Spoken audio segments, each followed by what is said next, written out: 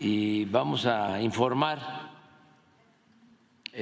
sobre vivienda, todo lo que se ha hecho en vivienda, tanto lo relacionado con la Secretaría de Desarrollo Urbano, la vivienda para la gente de muy escasos recursos, la gente pobre, y también lo que se ha hecho para los trabajadores en Infonavit, en Foviste, y las políticas que se han aplicado en beneficio de trabajadores. Esto porque aquí ha salido a veces el tema, ¿no?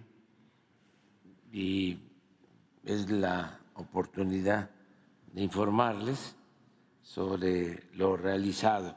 También con la idea de ir detallando lo más que se pueda sobre lo que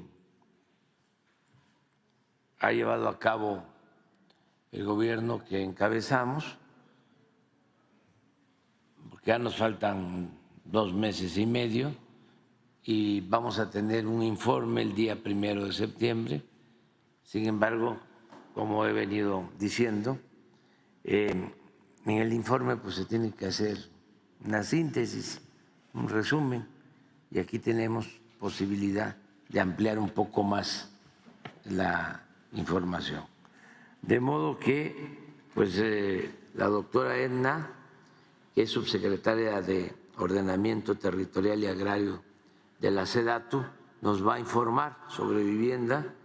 Luego Carlos Martínez del Infonavit y César Buenrostro del Foviste. Y luego vamos a la sección de preguntas y respuestas. Adelante.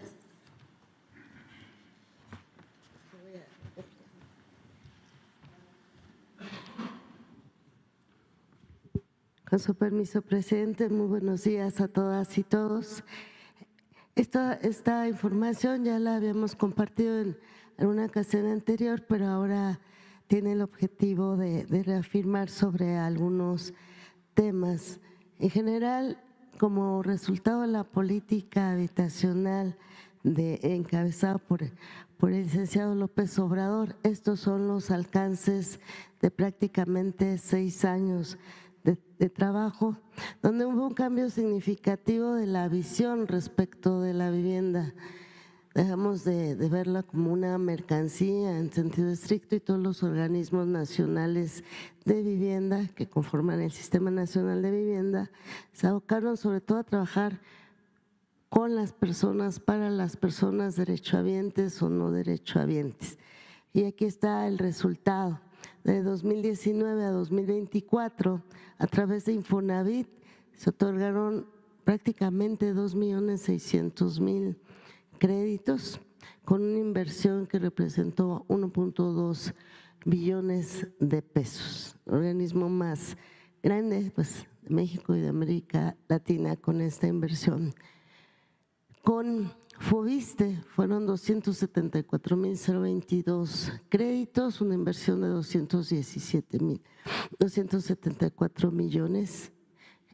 CONAVI, la Comisión Nacional de Vivienda, que es la instancia que señala el presidente, que se abocó estrictamente a atender a las personas, a las familias más vulnerables en este país, 461.330 apoyos, que representó 36.038 millones de pesos a lo largo de estos 6 años. Y Sociedad Hipotecaria Federal, 310.689 créditos, una inversión de 7.221 millones de pesos. Es decir, es este número, es este gran total, el resultado de este gran trabajo con este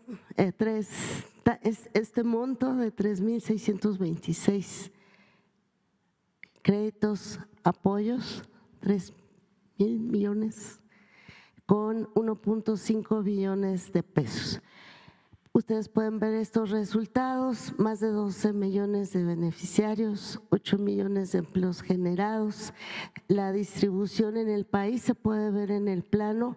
Cambiamos la inversión, antes estaba básicamente en el norte del país y hoy se distribuyó en donde más se requiere.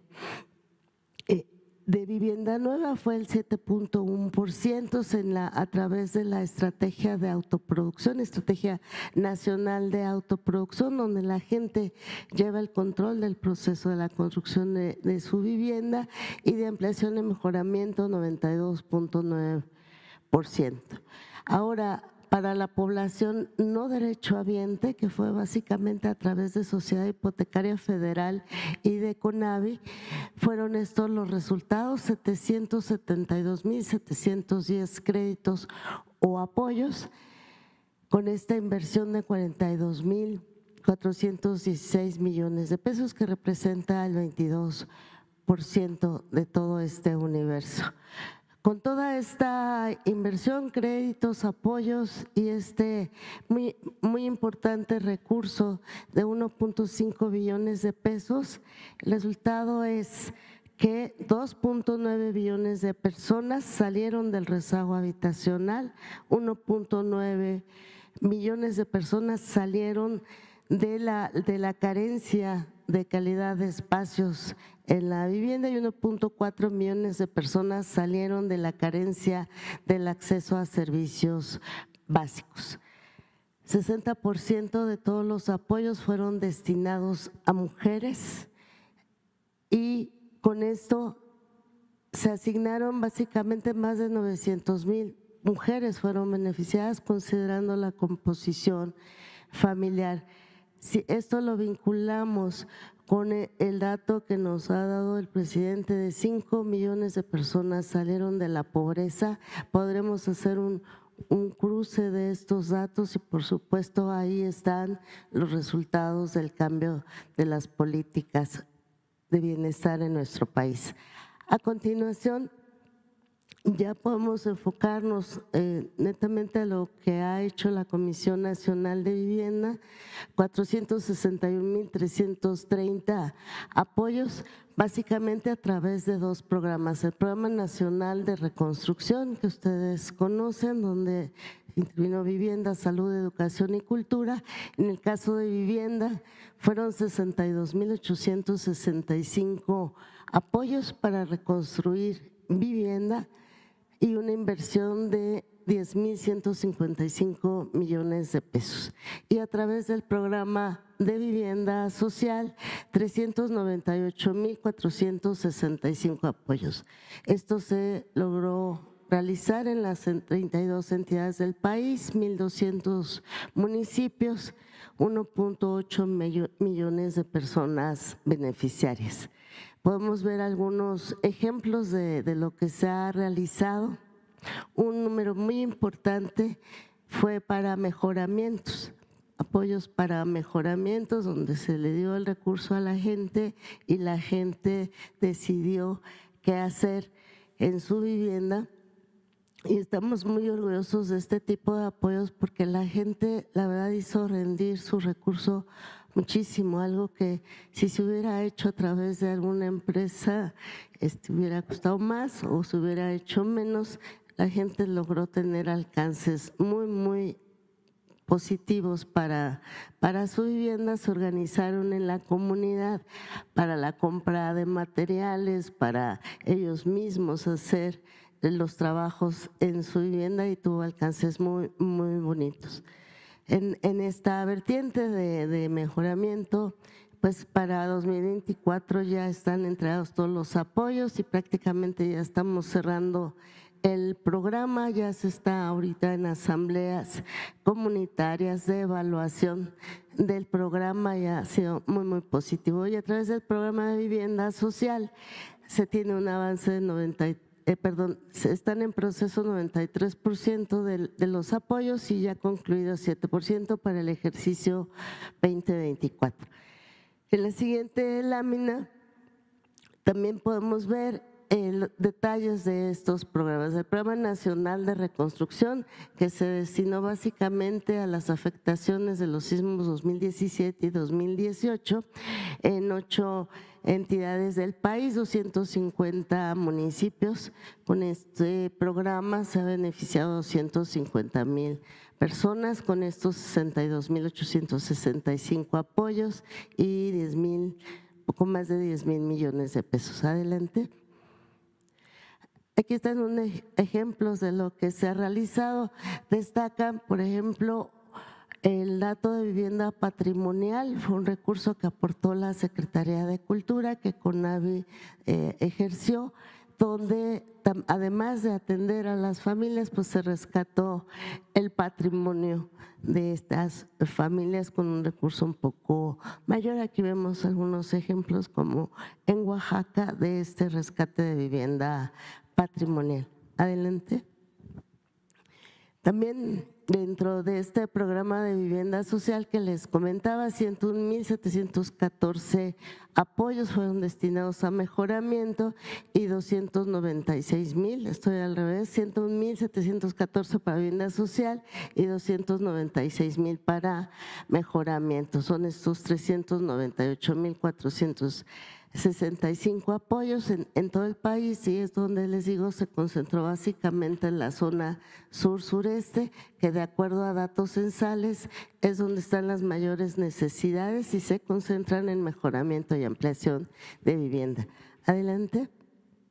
Estas son las asambleas comunitarias. Se trata no solo darles el dinero y ya ellos sabrán qué hacer, sino se les capacita, se les dice pues cuáles son, digamos, las condiciones básicas para que donde apliquen el recurso sea seguro, y esto se realiza siempre en asambleas de las personas beneficiarias para lograr que, si bien no hay una asistencia técnica permanente con ellos, sí tengan una orientación que les permita aplicar los recursos de la manera más adecuada. Adelante. ¿En qué otros temas se han invertido para este sector? Pues en los proyectos prioritarios. Aquí destacamos dos grandes proyectos, que es el corredor interoceánico y el Tren Maya. Familias habitaban sobre el derecho de vía. Cuando inician los proyectos, nunca hablamos de personas afectadas por el tren, sino personas que se incorporan como beneficiarios del mismo proyecto, y entonces hubo un proceso largo de convencimiento con las familias para poder ser ubicadas, y ya contaron con una mejor vivienda y con una seguridad jurídica. Para el corredor interoceánico fueron 4,860 apoyos, una inversión cercana a los 2,700 millones de pesos, y estuvo a lo largo de las líneas que componen el interoceánico, la línea Z, que es la que va de Coatzacoalcos a Salina Cruz, de Coatzacoalcos a Palenque y de Ixtepec a Unión Hidalgo. Entonces, en todo este circuito se atendieron a las familias, y ahorita se está en proceso de concluir varias de las viviendas, pero logramos prácticamente un consenso de 99% en las 3 líneas, y eso ayudó muchísimo, convencidas del proyecto y que fueron beneficiarias. Y en el caso de Tren Maya fueron 355 apoyos, 424 millones de pesos que aportó Fonatur para la construcción de estas viviendas. Adelante.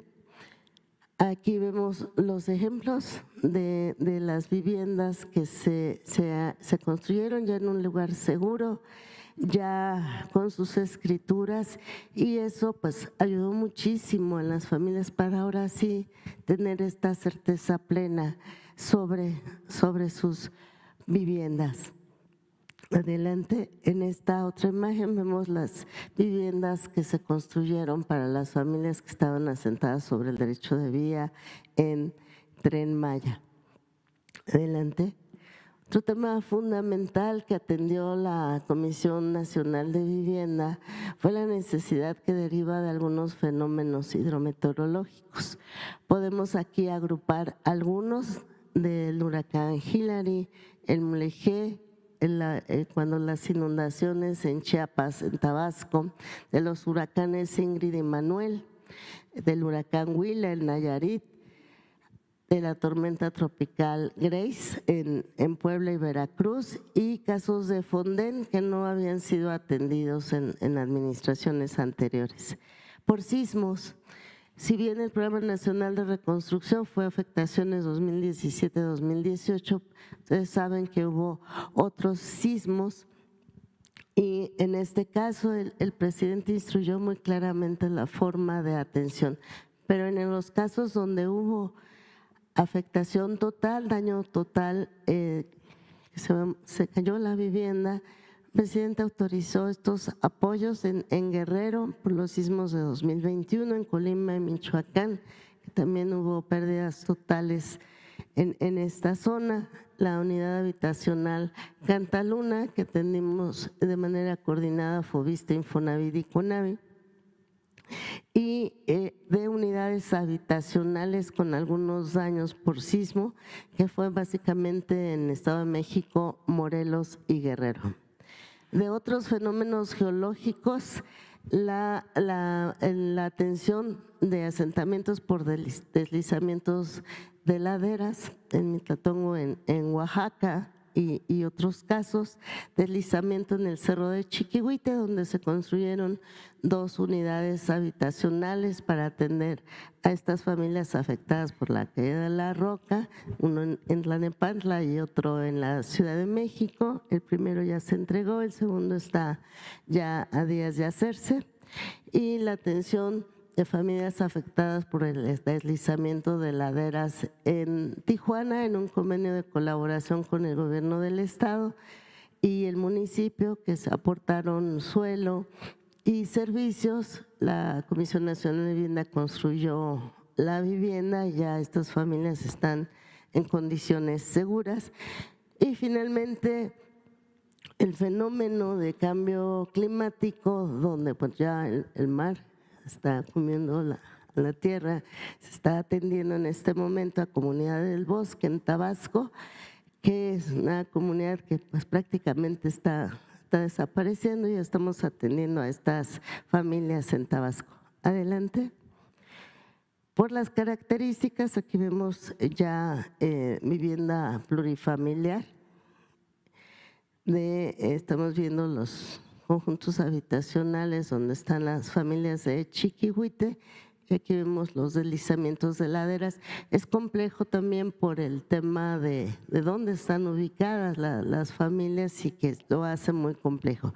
Y aquí del lado izquierdo vemos las viviendas que se construyeron en Tijuana. Adelante. Este es otro mecanismo de atención en vivienda unifamiliar. Adelante. Y finalmente destacar otro tema central, que es la atención a los planes de justicia y a los programas de atención integral. Son 17 comunidades originarias donde se apoyó con vivienda. De los más grandes, efectivamente, está el caso de los Yaquis, Mayos, Guarijíos y Ceris en Sonora, pero en todos los demás, los ODAM, fue una experiencia increíble también del apoyo a través de mejoramiento en 17 pueblos originarios, resumo, y en 3 programas integrales. Uno es de la atención de la presa en Jalisco, en las comunidades de Acacico, Palmarejo y Tamacapulín, de la presa del Zapotillo, donde se atendió un importante número de familias, en Mulegé y en el ejido Krill, donde hubo acuerdos con las comunidades para atención de rezagos históricos y de programas específicos, y aquí se intervino con estos programas de vivienda. Adelante.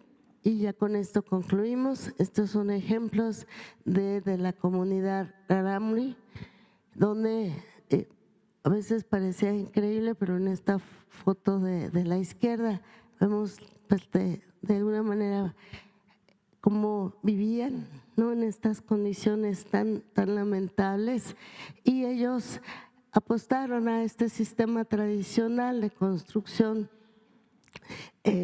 con este material y están verdaderamente transformando sus vidas y ellos también deciden el diseño de su vivienda.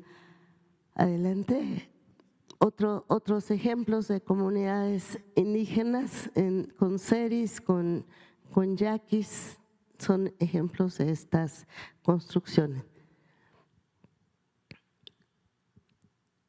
Y esto sería todo. Muchísimas gracias.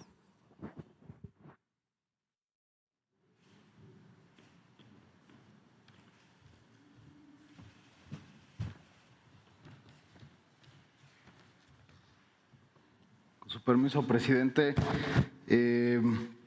vamos a dar un panorama de lo que ha hecho el Infonavit en estos años.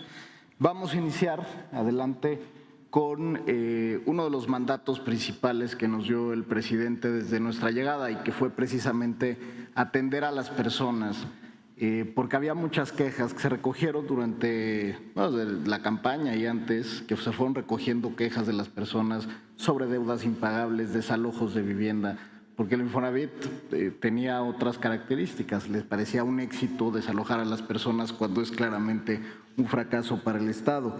Y por eso nos dedicamos a hacer reestructuras de los créditos, sanear la cartera del instituto y darle oportunidad a las personas de pagar sus créditos, porque es un derecho no solo laboral, sino un derecho humano la vivienda, y por eso se suspendieron los juicios masivos y se suspendieron cualquier acto de desalojo por causas injustas, y se han hecho 5.2 millones de reestructuras y apoyos de programas para personas que contaban con un crédito del Infonavit previo al 2018. En la que sigue tenemos el programa Responsabilidad Compartida. Ese programa lo presentamos por primera vez aquí en una conferencia en febrero de 2019. Ahí el presidente lo había puesto así en el Plan Nacional de Desarrollo, que ese primer año de trabajo tendríamos 194,000 créditos convertidos de salarios mínimos a pesos, que era una de las más sentidas demandas de los trabajadores. Posteriormente se puso una meta de 800,000 personas beneficiadas en lo que siguiera de la administración, y hoy podemos anunciar que 1.2 millones de personas han cambiado sus créditos de salarios mínimos a pesos, obteniendo descuentos o quitas por cerca de 87,000 millones de pesos. Adelante tenemos cómo se distribuyen estos descuentos por estado de la República. Pueden ver ahí que en los estados donde se concentra la mayor cantidad de créditos del instituto, por ejemplo, en el Estado de México, en Nuevo León, en la Ciudad de México, pero también en Sinaloa, en Chihuahua, en Veracruz, se tienen descuentos muy importantes. De los descuentos más relevantes están en Guerrero y en la Ciudad de México, donde las personas han obtenido quitas de hasta 1 millón de pesos, porque este programa precisamente lo que hace es reconocer lo que se ha pagado, pero también el valor real de la vivienda y no el valor artificial de un crédito que estaba mal diseñado y que era injusto para las personas. Adelante. Nuestra siguiente parte ha sido mantener una política de crédito activa y diversa, es decir, el Infonavit no solo se dedica hoy a dar casas nuevas y beneficiar a desarrolladoras de vivienda, sino el Infonavit hoy apoya a los trabajadores para que puedan obtener un crédito para comprar vivienda, para comprar un terreno, para mejorar la casa que ya tienen. El 71% de los 2.5 millones de créditos que se han otorgado son para compra de casa o terreno, mientras que el 29% es para mejoras. El 40% de las viviendas las adquieren jóvenes, personas menores de 30 años son quienes hoy obtienen un crédito con el Infonavit. Y esto sucede principalmente fuera de la Ciudad de México. A lo mejor en la Ciudad de México parece un poco complicado que un joven pueda acceder a una vivienda, ya sea por los precios del mercado inmobiliario y otras situaciones, pero los jóvenes en distintas partes de la República que ingresan al mercado laboral, en una maquila en Ciudad Juárez, en una fábrica en Tijuana, tienen oportunidad de comprar una vivienda. Y además hemos hecho un enfoque principalmente para que las mujeres sean quienes sean titulares de los créditos. Hoy 41% de los créditos del Infonavit son para mujeres y esto representa 10% más de lo que era al inicio de esta administración. Decirle también, presidente, que en esta administración se ha hecho el programa de crédito más ambicioso que ha tenido registro el Infonavit. Se han dispersado, como ya lo decía la doctora Vega, 1.2 billones de pesos en crédito, superando en más de 11% a lo que se hizo toda la administración pasada y desde luego todavía nos quedan algunos meses. Adelante. Hoy las personas tienen distintas opciones. También recordar que previo a la reforma de 2020 que planteó el presidente de la República, donde transforma la acción del Infonavit, antes el Infonavit solo te prestaba un crédito o un tipo de crédito que era para vivienda nueva prácticamente, solo te prestaba un crédito en la vida, no te volvía a prestar. Hoy el Infonavit tiene unas distintas opciones que van desde comprar un terreno, construir en terreno propio, incluso en terrenos ejidales, puedes sacar los créditos que quieras siempre y cuando acabes de pagar el anterior, créditos de mejora, créditos para poblaciones como policías o bomberos e incluso Infonavit Sin Fronteras, que como también ha salido el tema en esta conferencia, hoy los migrantes pueden pagar créditos desde Estados Unidos a sus familiares en México y a partir de este año se pueden también inscribir de manera voluntaria al IMSS o al Infonavit a través de las ventanillas consulares de atención financiera. También dentro de las acciones de crédito, adelante, se ha planteado algo que nos pidió el presidente desde el principio. Uno de los fenómenos que vimos en la época de Fox o Calderón es que las desarrolladoras inmobiliarias vendían casas sin servicios, alejadas de los centros urbanos, que no tenían agua. Era un desperdicio de recursos. Si lo piensan, un trabajador ahorraba para hacerse un bien patrimonial, como era su derecho, y acababa lejos de la ciudad, sin agua y gastando más en transporte que en la hipoteca. Y por eso se pusieron reglas claras para analizar cada crédito que se otorga. Se analiza antes de hacer la compraventa que la casa cuente con los servicios completos, agua, luz, drenaje, que cuente en un radio de 2 kilómetros con escuelas, parques, centros de salud, supermercados, áreas verdes, centros culturales, acceso a vías primarias de comunicación y desde luego se analiza contra el Atlas Nacional de Riesgos. Cualquier vivienda ubicada en una zona de riesgo alto no se autoriza el crédito porque sería poner en riesgo futuro a las familias. Todo esto, además, en la que sigue, lo hemos hecho sin gastar más. Ahí pueden ver, por ejemplo, la trayectoria de gasto operativo del instituto. La ley permite como máximo que se pueda gastar el 0.55% de los recursos del Fondo Nacional de la Vivienda y se trae una trayectoria de gasto creciente, mientras que parte de los mandatos que tiene este gobierno de hacer con austeridad las cosas es costarle menos a los trabajadores.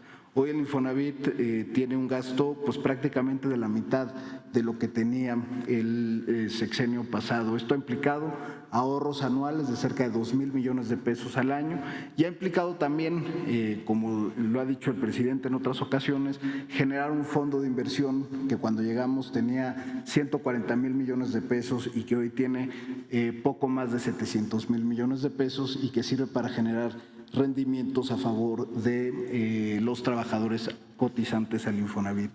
También hemos expandido nuestra atención en distintas partes de la República. Se han abierto 21 nuevas oficinas en todo el país, privilegiando estados o municipios donde había necesidades pero que no había nada cercano. Un ejemplo es el caso de Santa Rosalía.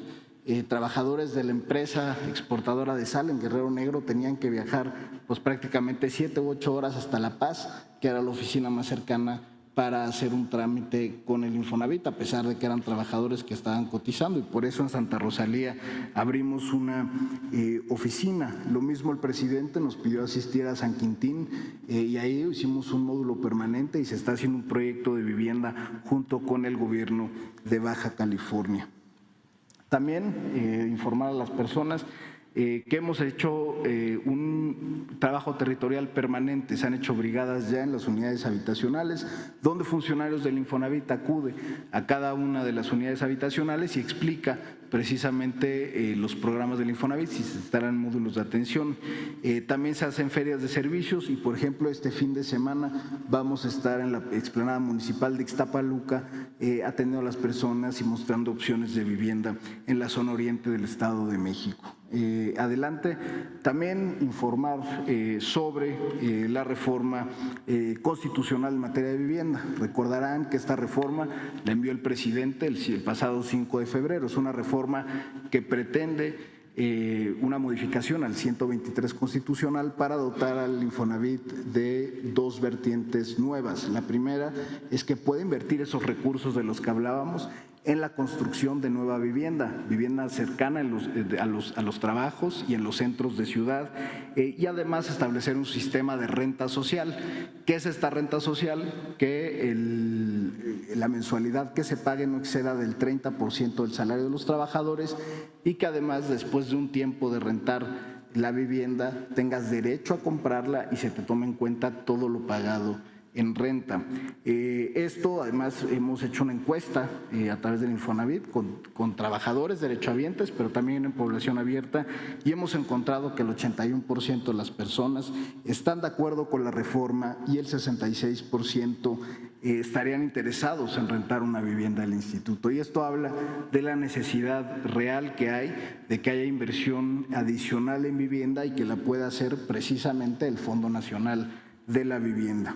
Además, y sobre todo partiendo de una idea que ha planteado la virtual presidenta electa y el gobierno que entrante, que ha planteado que se puedan hacer más viviendas. Nosotros hemos estado ayudando para estimar que se podrían invertir por parte del Infonavit 250,000 millones de pesos a lo largo de la siguiente administración para hacer o construir al menos 500,000 viviendas adicionales y generar empleos en zonas diversas del país y zonas que requieren vivienda porque tienen anuncios de inversión adicionales y que podrían pues, ser sujetos de que haya migración interna y que se requiera mayor vivienda. Así que esto es un informe general de lo que se ha hecho en el Infonavit, informar en la que sigue finalmente nuestros datos de contacto y decir que sobre la pregunta que surgió de la señora Roxana, decir que tuvimos atención directa con ella y se le ofreció un programa para que pudiera pagar de una mensualidad que traía, que era de 7,600 pesos, a una mensualidad de 1,200 pesos. Entonces ya ese caso, que era un crédito que se había otorgado a la administración pasada, pues ya también se resolvió, presidente. Sería todo. Muchas gracias.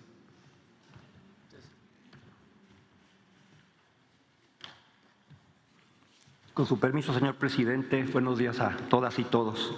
Vamos a presentar de la misma manera una especie de resumen de lo que hemos venido realizando en la actual administración en el FOVISSSTE. Informaría yo acerca de cómo vamos a cerrar la administración. Estaríamos teniendo una colocación de 274,022 créditos para un flujo de dinero de 217,276 millones de pesos.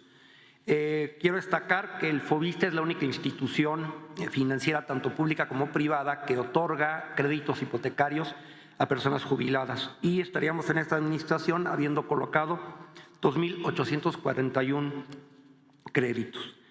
Hemos venido mejorando la atención y el contacto con nuestra derechohabiencia, con nuestros acreditados, digamos, asistiendo a ferias de vivienda, módulos, capacitaciones, con una atención de 63,200 personas del 2022 para acá. Yo tengo en el encargo 2 años y medio y hemos estado con este proceso. También cuando llegamos por acá teníamos 35 oficinas, hoy en día tenemos ya 47 y hemos trabajado de manera coordinada con el estado de Baja California Sur, firmando convenios con el estado de Sonora, con Tabasco, con Campeche y también con Oaxaca, que lo hicimos recientemente, y así como con el municipio de Nezahualcóyotl, que próximamente estaremos inaugurando la nueva oficina. También hemos trabajado en tener un centro de contacto telefónico mucho más robusto. Estamos ya trabajando en este centro de contacto incluso los fines de semana. Se abrió también un contacto con la derechohabiencia a través de mensajes de texto que no teníamos antes, y así como nuestras redes sociales para mejorar la atención y el contacto.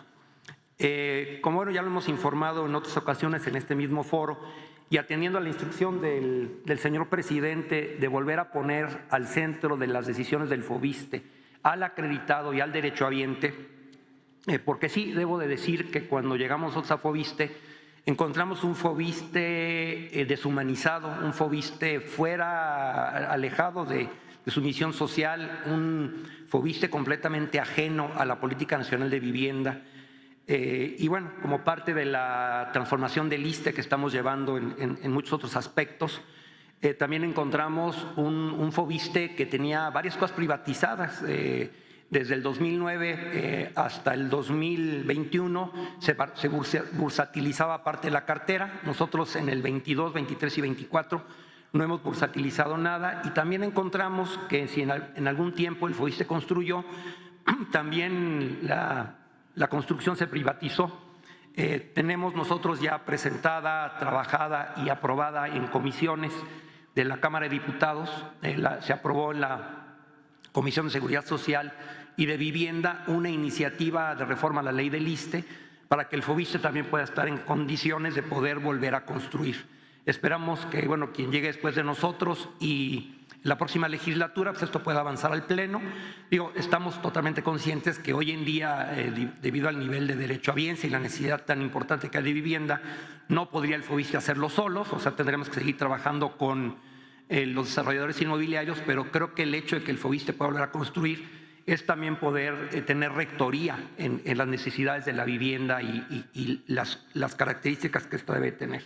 Hablando de la reforma de ley que nos instruyó el señor presidente poder llevar a cabo, una reforma a la ley del ISSSTE en materia de créditos de vivienda, y que desafortunadamente es una de las 20 que se encuentran impugnadas por la oposición y que están enlistadas en la Suprema Corte de Justicia para tratar de invalidarla. Esperemos esto no suceda, porque como informaré un poco más adelante, son decenas de miles de nuestros derechohabientes acreditados que ya han sido beneficiados gracias a esto, y pues se tendrían que suspender muchos programas. Pero bueno, beneficios que hemos obtenido a través de esta reforma de ley, muy importante, la inscripción continua. Cuando nosotros llegamos al FOBISSSTE, los créditos todavía se otorgaban a base de sorteos o sistemas de puntaje. Sistemas cerrados que propiciaban la corrupción, había venta de créditos en el mercado negro, luego la venta de los listados de quien había salido sorteados, se los vendían a los desarrolladores, a los brokers para que contactaran y acosaran a la derechohabiencia. Esto afortunadamente ha quedado en el pasado. Hoy en día el derechohabiente toma una decisión informada con el tiempo que necesite, reselecciona su vivienda en donde realmente quiera vivir y se acerca a nosotros y otorgamos el crédito.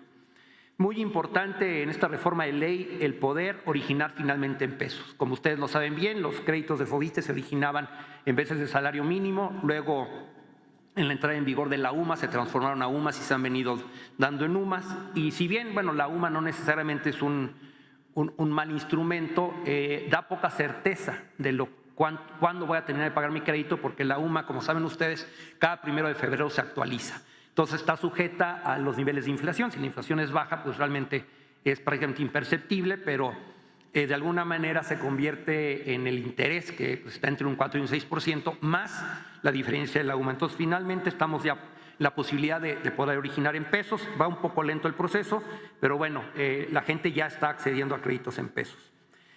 Otra cosa que también es muy importante, los créditos históricamente se otorgaban tomando en cuenta únicamente el salario base de la persona trabajadora. Hoy en día ya a decisión de la persona trabajadora puede escoger su salario base o el salario base más las compensaciones a las que tenga derecho. Entonces de esa manera le da forma de tener una mayor capacidad de crédito. Y también estamos estudiando, hemos desarrollado un modelo paramétrico, porque una demanda muy importante de la derecho a audiencia es de que podamos ofrecer tasas más bajas. Son, como lo dije, entre un 4 y un 6%. Estamos analizando que incluso a lo mejor sectores más vulnerables de la población podamos darles a lo mejor hasta un 2%. Entonces, estamos también trabajando en esto. Para nuestros acreditados, una mayor gama de programas de solución y también un programa muy importante de reestructura de UMAS a pesos para créditos que están muy deteriorados. Y propiamente para el FOBISTE, para el fondo, una cartera sostenible a largo plazo y poder garantizar finanzas sanas. La siguiente, por favor.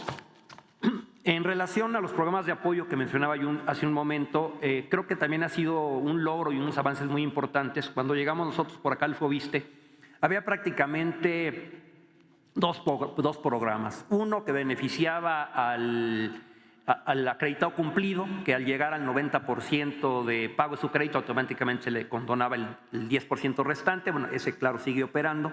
Y luego dos programas de descuentos entre un 5 y un 10% a quien quisiera liquidar anticipadamente el crédito.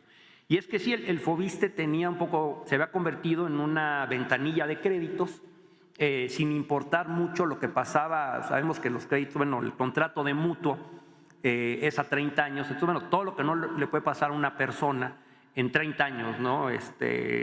Muerte de un familiar, una enfermedad, perder el empleo. Entonces, hemos venido realmente desarrollando, son instrucciones muy importantes de parte del señor presidente, de tener mayor sensibilidad social, y son programas muy importantes. Hoy tenemos 8. Hemos liquidado del 2022 a la fecha 59.695 créditos a base de estos programas por 4.660 millones de pesos en quitas. Creo que es muy importante. Ya decía yo, el programa de reestructura de UMAS a pesos con un universo potencial de 45,000 acreditados y un presupuesto de 5,000 millones de pesos. En el año 2023, también por instrucciones del señor presidente, aplicamos un programa de descuento a la actualización de la UMA, que fue alrededor de un 11.5%, y significó para el FOBISTE 4.300 millones de pesos, y se beneficiaron más de 800,000 acreditados. Recientemente arrancó el programa de apoyo para jubilados y pensionados. Creo que es también un programa muy importante, y les explico rápidamente. Una persona jubilada, el momento en el que inicia su trámite a que recibe su primera pensión, pueden pasar 2, 3 o hasta 6 meses. Entonces, ¿qué sucedía? En el momento que en el sistema en automático trataba de jalar el descuento del 30%, pues no había de dónde jalar porque ya no tenía un salario. Entonces se le empezaban a generar una serie de impagos artificiales, injustos, digo yo.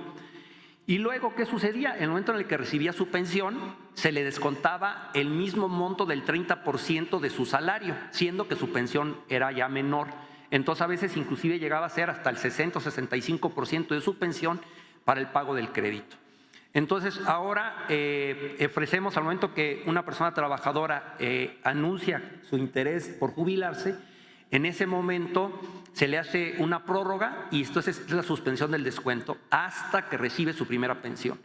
En el momento en el que recibe su primera pensión, se le hace un ajuste y la obligación de pago es solamente el 30% de su pensión. Y aclaro, porque bueno, puede haber la confusión, es el 30% de su pensión antes de la compensación que se estará ya dando con el Fondo de Pensiones del Bienestar. Entonces, creo que es algo muy importante en beneficio de la economía de nuestros jubilados y pensionados. Y además, bueno, estamos atendiendo de forma permanente a 28 organizaciones, alrededor de 16.440 derechohabientes acreditados. Tenemos mesas permanentes con muchos de ellos.